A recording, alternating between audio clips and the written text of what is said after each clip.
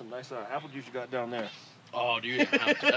This is chocolate syrup, bro. You want some chocolate syrup? Look at this.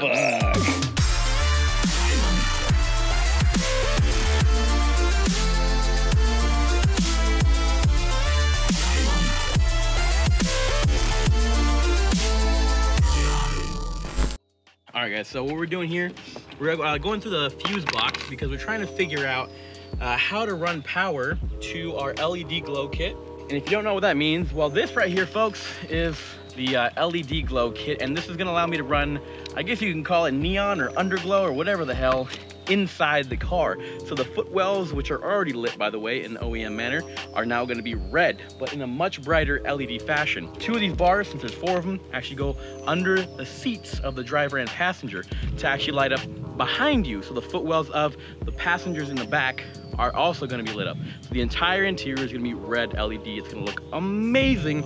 I've had it before in my BMW and it looks great. I absolutely love it and I want it in the GTI. So right now, Anthony Allen is trying to help me figure out how to do this. By the way, what's your Instagram? Instagram is @AsianAllen370Z, hence boom. The 370Z out over the 100. I will link it in the description, guys. You gotta check this thing out, dude. Gorgeous. And the freaking exhaust is... What stupid the fuck? It's stupid loud, dude. Loud. Love it. But back to this, we figured out there's 1 fuse box here in the engine bay, and the second one is actually right here. Now, usually there's a little glove box compartment that's now down here. There is a fuse box in there. If you can see, it's kind of dark. That's what we're gonna try and run the power off for the LEDGlow, so we can have 1 bar under there, 1 bar in the passenger, 1 under each of the seats, so that the whole interior is lit up. So now you're gonna use a multimeter to test it while the car is off, and then we turn the car on and then test them again? Yes, sir. Gotcha. Okay, so that's getting power. That's also getting power. This one is not getting any power. Oh, since we're in here, by the way, guys, some of you might be wondering, what the hell is this? This is my new shift knob, and you can thank this guy for that, because he totally got me hooked. He had me drive his 370, and he has this exact same shift knob, and it was just majestic. So this is actually from eBay. I will link it in the description, but it doesn't really fit stock. You have to do some jerry-rigging. But I'm gonna have a video coming out for that very soon, so stay tuned. It's definitely worth it. This guy right here is the real MVP, guys. He just made it work. You look down there, those are the LEDs. They're already lit up, looking good. So in a second, when we get this out, we can go ahead and try and run them through the center console, set them up, and then I'll show you guys how we actually did that inside the fuse box. All right, guys, so obviously it's a different day, but I want to show you guys pretty much what we went through. We didn't record too much that day because we pretty much spent a couple hours trying to figure it out, A, and then B, had our butts kicked pretty hard trying to just figure out which accessory we would run it off of, and then how we would route it, and what was the best way to do it. So without further ado, let me show you guys that.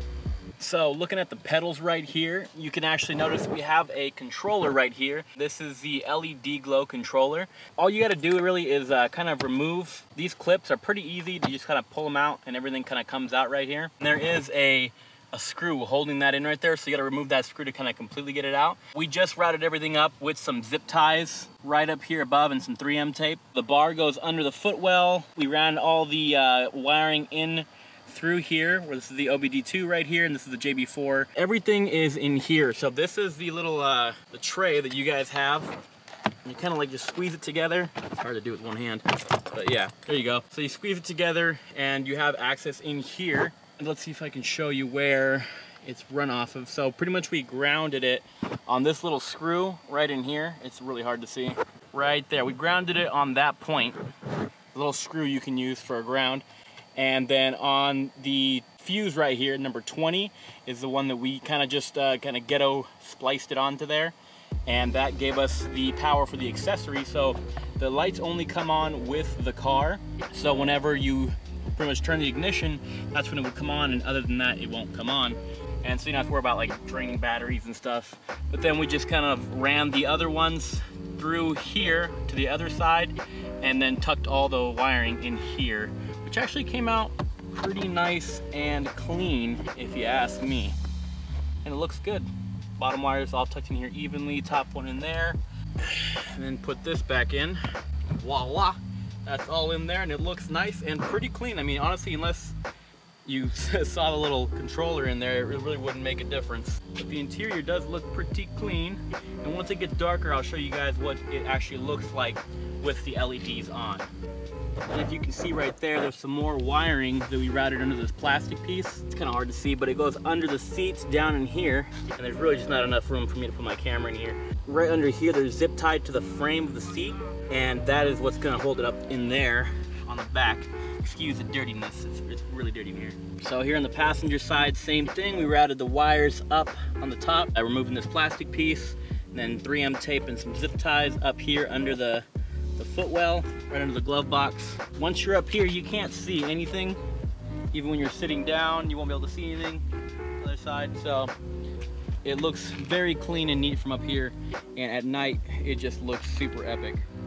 So we're gonna give it a couple of hours, let the sun finally go all the way down, and once it's down, we can take some super cool shots and let you guys see what it actually looks like with the LED glow underneath the footwells in the front and rear of the car, which definitely adds a super cool ambiance and just something cool to just increase your driving experience at night, because during the day, you're not really gonna see it. But the cool thing is you still keep your white LEDs, so whenever the car is turned off and you remove the key, those white LEDs will still be there to illuminate at night if you open the doors or whatever it's gonna be. The red is just kind of a driving accent. It's pretty neat. I love the way it turned out.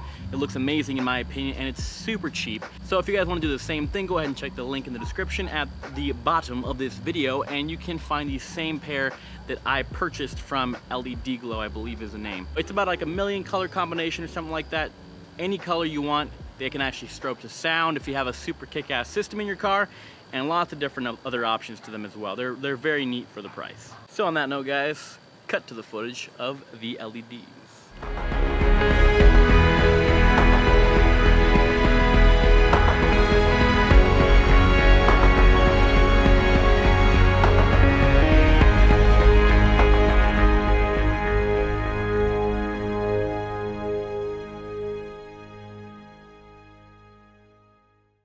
So I hope you guys enjoyed that short little video. I'm not an electrician. I had no idea what I was doing.